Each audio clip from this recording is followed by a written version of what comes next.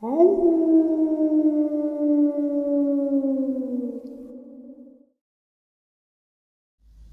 greetings and salutations, folks. I hope everyone is still doing well, and welcome to this early morning, middle of the night bonus upload. Before we jump into it, a couple quick links. As many of you may know, I rely on Patreon, PayPal, channel membership, and the merch to help the channel to continue to grow and go.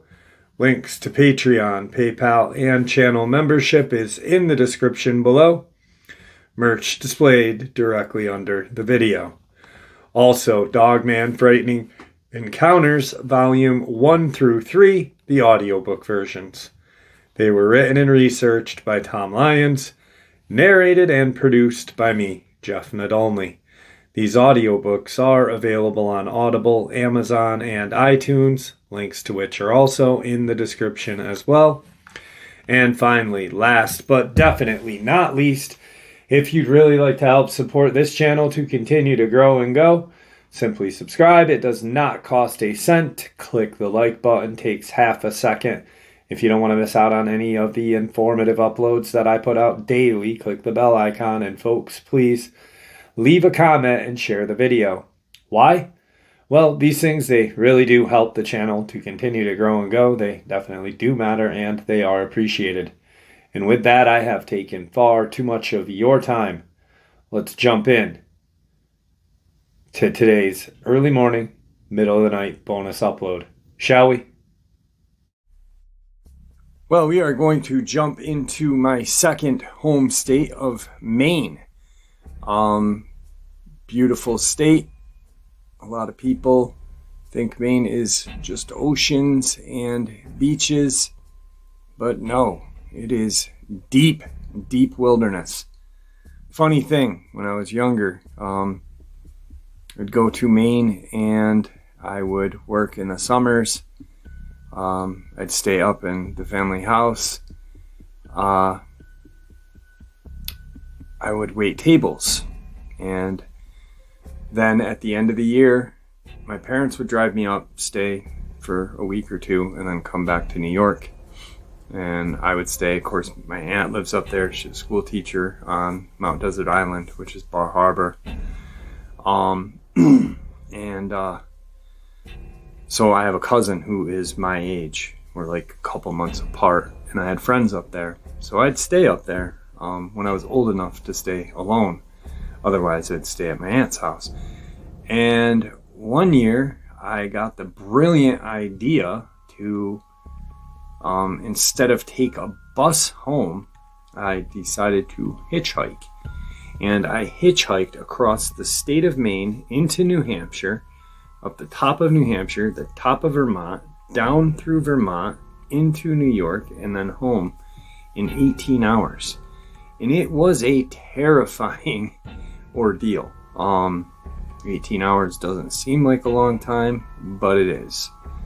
I had a Burton backpack on that was absolutely huge, and I had all my stuff in it. And I had an old, it wasn't old then, but it's old now, yellow waterproof Sony cassette player. And I had like 3 cassettes with me and an endless supply of batteries. And but it was fun. I remember when I got to Vermont, I'm walking down, I forget the name of their highway, but I'm literally going south. And I could hear just the coyotes yipping because it was just starting to get dark. And I had gotten a ride from 2 construction workers. So, but it is not just beaches and oceans. It is dense wilderness, beautiful dense wilderness. So let's get into this. Today's first subscriber, Maine, Dogman submission. Jeff, how are you? I hope you are well. Long-time listener, first time sharing these with anyone other than friends and family. Let's get right to it, brother. So I live in the northern Maine woods, and my family has for generations My great-great-granddad was a logger, and so on, all the way down to my dad. I work for the Maine Bureau of Parks and Lands. Needless to say, I grew up in the woods. To be honest, the nearest paved road from my house is about 30 miles. I've heard stories from my granddad and Gram about a Bigfoot in the apple groves, and I guess one would rob my Gram's honeycomb sheets right out of the hive. So I've always known these things existed. My great-granddad told my granddad about another type of Bigfoot that looked just like a wolf, but were nasty critters. He said they would hunt the loggers back in the early part of the 1900s. The natives had a different name for them about 6 years now. Back in the early part of 2014, I was out checking trap tags, making sure there was no illegal trapping going on. You see, during the season, the traps have to have identification on who owns them, otherwise we take the traps out.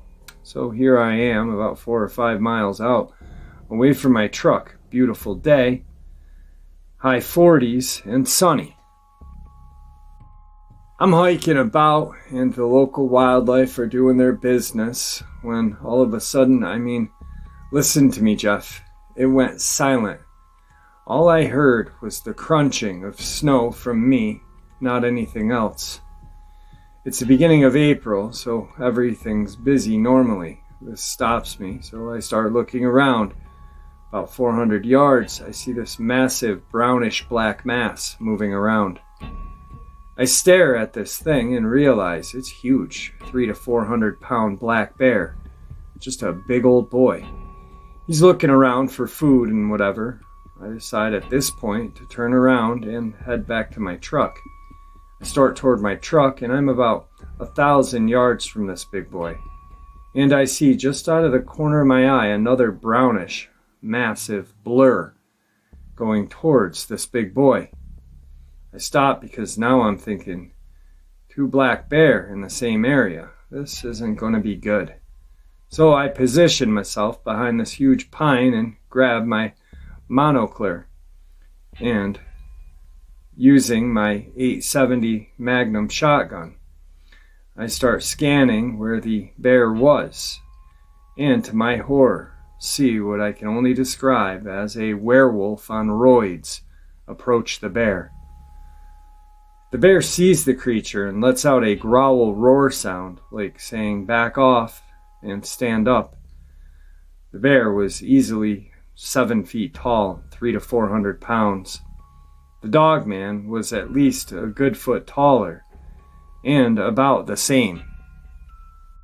Wait, the Dogman is massive and lunges for the bear. The bear drops down to all fours and explodes upward in an attack mode.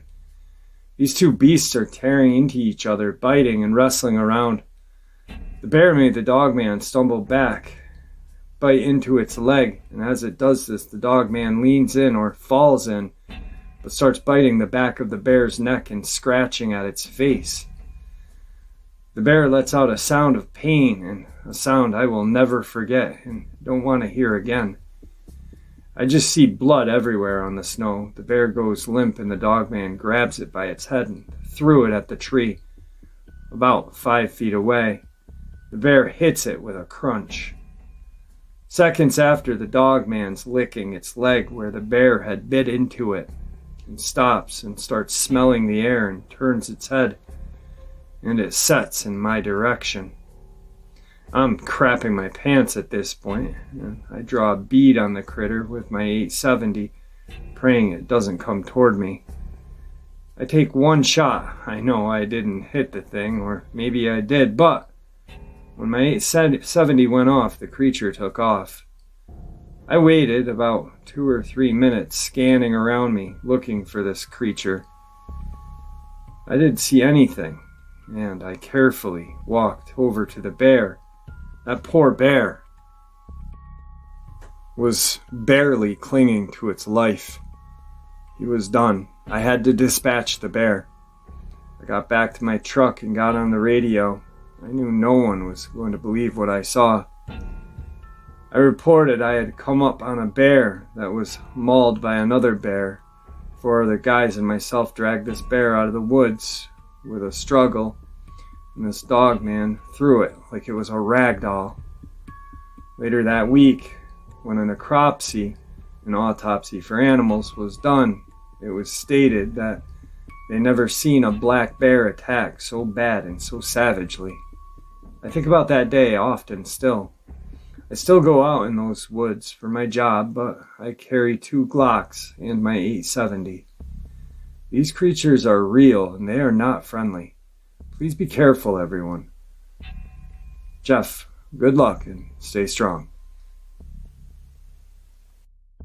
Today's second subscriber, Maine Dogman encounter. Hey Jeff, I love your courage. This is my juvenile Dogman encounter.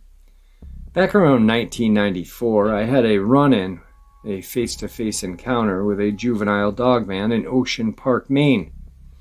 I was walking on foot from my cousin's cottage in Camp Ellis, Maine. I walked down the local road to my cottage. At the end of the street, a Dogman growled at me. It walked out of the brush and sat as a dog would do. It sat on its hind quarters with its arms up front. It was 4 to 5 feet tall, just sitting there staring at me. As I walked forward, it growled. I approached it, saying, "Hey, buddy." I know, crazy. But it looked like a very thin dog-wolf hybrid. It immediately went on all 4s with its head down, still growling at me. I reached out my hand and repeated, "Hey, buddy." It cocked its head sideways, like a dog would do. But it continued its advance. Luckily, I was a few feet away from the cottage of a friend of mine. Unarmed, I retreated to their front porch. The cottage was owned by my friend's aunt. My friend was a police officer from Massachusetts. And, to my luck, it was unlocked. I entered the front porch and lied down on the floor of the porch, fully expecting this creature to enter, as I saw its front paws were like hands. But it didn't. I literally passed out and was awoken by the current renter at 6 in the morning. He woke me up, and I asked, "Hey, is Paul here?" He said, "There's no Paul here." I ran home some 50 meters away. This Dogman was very thin and sat 5 to 6 feet. I have a Dogman encounter on another channel, and I can only assume it was a juvenile from my first encounter. God has a sense of humor, and I can only imagine he allowed me to have this second encounter to warm me to the Dogman roamed our quiet little beachfront town at night. I had forgotten of this encounter when I was interviewed, but I've been praying lately to remember my Bigfoot and Dogman encounter in Ocean Park, Maine. My family and wife could not handle my stories considering these cryptids, so I shut them out of my mind. Until recently, when I prayed to God to remember them, they happened so infrequently that I forgot about them. But after hearing your channel and the other person's, I asked God to restore my memory. You see, every time I relayed these experiences to my friends and family, I was told, "Don't be crazy. No one will believe you. And you will be labeled as crazy anywhere there is. If you vacation in Ocean Park, Maine, beware. They live around that area." Now, I did have this subscriber on. He did share both of his encounters with me, and you guys. I know he's still a subscriber to this day of this channel because I see him in the comment section every once in a while. So, yeah, definitely. It was a great interview. Great person as well. So, let's move on. Shall we? There's the second one for you. Well, guess what? That wraps up Maine. Now, on to Maryland. Today's Maryland encounter. Subscriber Maryland encounter at that. Jeff, I'm 62 years old and I've been listening to you for a long while. I've had a couple of encounters with a female Dogman. I was 14 years old. I was not going to school at the time due to knee surgery, so I would roam the woods around my house with my dog. My dog was a male shepherd, very smart. This one afternoon I was roaming through the woods about a half a mile from my house I could hear a bunch of dogs barking at the farm that I was close to. I had slid down into a ravine. My dog was just ahead of me when he came running back to me. I was sitting down at the time, and he sat on my lap. He has never done this before. Then I hear something moving above me, and I look up, and out from behind the tree stood a female Dogman, standing 2 feet, about 6 feet tall. She had 2 chickens in her hands. With my full-grown shepherd sitting on me, I couldn't move, so I sat there looking at her. My dog was just sitting there on me. His tail was wagging. I could tell she was young, very clean, no smell. She actually held up the chickens in her hands with a look of pride, like, look what I did. She then made this chirping noise, and my dog runs up to her like they were old friends. He was making little barks, and she barked back at him. He was jumping around her like, come on, and let's play. I sat there in the ravine watching this for 5 or 6 minutes. Then she turns and heads north, and I head south to my house. The second time I saw her was a 1.5 years later in the same forest, just a different area. My dog was with me, and she steps out from a holly tree. And she had a young one with her, clinging to her leg. My dog was not scared, so I just followed him and stood there quietly. While he was by her, she let him smell her little one and relaxed, and got playful with the dog. This lasted for a couple minutes, then she turned around. Now, I don't know about these animals back then. After listening to your show, I learned it was a Dogman. But in all your podcasts and others I've listened to, I always heard that dogs would be deathly scared of them. These two acted like they were old friends. I've been back in those woods, and same area. The world around me went quiet. This took place in southern Maryland, in St. Mary's County. Thank you for what you do. Jerry. I think I'm going to send him an email, because I would love to hear him share that encounter. I mean, yeah, he's 62, so he's probably 63 or 4 now. So 50 years later, but still, that's just, it's an amazing, it gives you a whole different perspective on the Dogman. Obviously, she was young, but, you know, holding up the chickens, like, hey, look at what I did. His fully grown shepherd walking up to her, you know, barking. They're barking and chirping at each other, making noises. She barked at him. He was jumping around. They played there for a little bit. I mean, and then she shows herself again a 1.5 years later with a little one, and still lets his dog near her little one. And that's just amazing to me. That, you know, we hear so many ill stories of these creatures, these apex predators, but yet we hear so little stories like this that it makes me feel good when we do hear a story like this. You know what I mean? So that wrapped up Maryland. Now we're just going to go up the coast, not all the way to Maine, but just before it to Massachusetts. In the first subscriber Massachusetts encounter we're going to get to, I shared this girl's subscriber encounter back in Florida. Now, this is her first encounter that she had in Massachusetts before moving to Florida, which is a very, very creepy encounter, if I do say so myself. Hey Jeff, my mom, 3 siblings, and I were living in Massachusetts up in the woodsy parts of Northampton. That's pretty much all I know as far as where it was at the time. So I have 2 brothers, 14 and 13, a sister 12, and of course I was 5 at the time. My mom would leave the eldest to take care of the rest whenever she had to go anywhere, whether she was at the grocery store or working.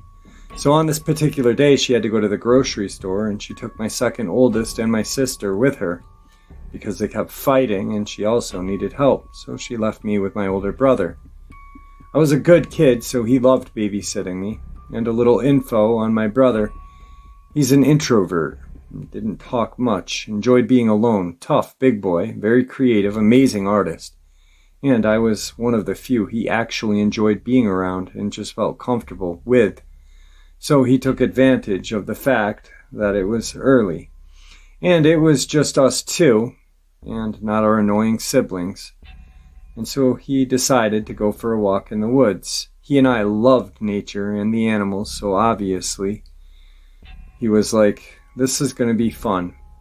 Our house was literally surrounded with woods, so we didn't have to go too far. He asked me if I wanted to go for a walk, and of course I said yes. So we walked to our backyard and straight into the woods, not thinking much of it. Like, what could possibly happen? I know, dumb looking back now. He's 14 and I'm 5. Not a good idea.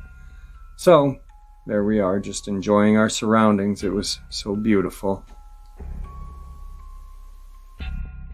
I don't know how much time had passed, but I did realize early on that there were no animals in sight. Nothing. Not a squirrel or even a bird. But I'm little, so I thought maybe sleeping. And every so often I would look up at my brother and he would give me a forced smile, as if something was wrong, and then all of a sudden he stops and looks around like if he was looking for something. So I just drifted away from him because I wasn't going to leave until I saw an animal. That was the reason why I wanted to go. So as I walked away, I looked at him to see if he noticed that I had left his side, but he was focused on something ahead of us. I didn't think anything of it, so I turned and kept walking, humming to myself. Then I noticed movements out of the corner of my eye. I got so excited I turned towards it, and just a few feet away from me, ahead of us, in the brush, I saw a large figure. I stared at it, thinking it was a bear. All I remember seeing was its shiny nose. And just a lot of hair everywhere. Now, I'm 5, so I don't know what to make of it, other than a bear. Even though it didn't make any sounds, it was quiet, and it kept trying to hide. And it was for such a quick moment, because next thing I knew, my brother is dashing towards me, picking me up like a football, and runs like a bat out of hell. Jeff, I was so confused as to why he reacted that way. He was running so fast that it scared me. We got home so quick he ran inside, shut and locked the door, and just looked at me like he wanted to cry and dropped to his knees and hugged me so tight, like he never wanted to let go. So I hugged him back, confused, and asked him if he was okay. He nodded and never said anything. He then just distracted me with cartoons and waited for my mom to get home. That was it. Not exciting, I know. I would love to know what you think, and if you have any questions. The second one will be coming soon. That's, of course, if you still want me to share it with you. Now, the second encounter is they're in Florida. They live next to their mom's mom, because she's not feeling well or not doing well health-wise. And there's a huge thunderstorm. And the mom goes to check. The kids are all getting set because they're excited, a storm. They're like, I don't know, planning on watching a movie or doing something during the storm. And the mom wants to go and check on the grandmother before, the storm settles in. And they get to make popcorn or whatever and watch their movie. Well, the mom comes running back in, petrified, locks the door. The older brother, they hear something on the roof. The older brother goes running out with a knife, the same one that is the introvert. And he comes back in and locks the door and has got a look of terror. I believe they looked out the window and they saw the Dogman. And the brother then shared with the sister the subscriber, that is the creature they saw in Massachusetts. I would love to have him on or to hear his side. Like she said, he is introverted, and I respect that. But still, it'd be an amazing. I know she's asked to have him come on or share something, but I still think it would be cool. And she still is a subscriber to this day too. So here is today's second Massachusetts subscriber Dogman encounter. Hey Jeff, my encounter happened in late summer of '85 in Pepperell, Massachusetts. I was at a little party in town with two of my best friends, Lee and Rick. At about 1 a.m, we left the party to drive Rick home. Rick lived on the outskirts of town, on top of a small secluded mountain surrounded by a lot of fields and woods. The road, or driveway to Rick's house, circled this small mountain, gradually going up to the top where his house was, and was the only house on the mountain. About halfway up, there was a turnaround where people would pull off the main way. Oh yeah, just for context, this is all dirt and rocky road. So we stopped up halfway and decided we would roll one and burn. Yeah, weed, but anyone who thinks a little weed and a couple of Budweisers makes you hallucinate is not being rational. Anyway, we had been there for about 15 minutes. Lee was in the driver's seat, Rick was in the passenger seat, and I was sitting in the back behind Rick. I started hearing sounds of sticks breaking, like someone was walking toward the car. The car was a big white Oldsmobile Cutlass. I said with a little concern, "Hey guys, do you hear that?" Lee replies, "Hear what?" But Rick replied, "Yeah, I do." Then we heard a large stick or branch snap loudly, and from right beside my window. I only saw a black mass fly by the window, and bam! Something big was on the roof of the car and was banging on it. Luckily, Lee kind of caught a glimpse of the mass and was already starting the car and flooring it. Soon as it fired up, we took off sideways, spun around heading back down the driveway, and swinging back and forth to get this thing thrown off the car. I guess from the momentum of him fishtailing, I saw it roll onto the road from the back window. It rolled around, I think, 5 or 6 times, and then just sprang up on its feet. It's friggin' huge and appeared furry. Lee saw some of its form in his mirror, but was also driving. He kept saying, "It's a Bigfoot," but after what I saw in my mind, I thought it was a werewolf. I just agreed with the Bigfoot theory. After a couple days, I started to analyze everything, and remembered seeing a foot hanging by my window. And it looked human, but longer and leaner. Everything about this thing was big, but not bulky, like you see in Bigfoot sketches and pictures. I'm convinced it was a Dogman over 30 years later. Even though it was dark, I can still see it clearly in my memories that night. Thanks for listening, Jeff. And there you have it, folks. I hope you all enjoyed this early morning, middle of the night bonus as much as I enjoyed sharing it with you. I'd really like to thank you all for supporting the channel. It is your support that helps this channel to continue to grow and go, and what gives us all a place and a chance to share these experiences and theories judgment-free. Everyone is simply treated with the respect that we deserve. Please stay safe, happy, healthy, and ever vigilant, keeping an eye on our children, pets, our family, and our friends. These creatures are real. These events have happened. Share this information with those you love and care about, and it may just help save their lives someday. Until next time, never stop asking questions, never stop searching for the truth, and God bless you all.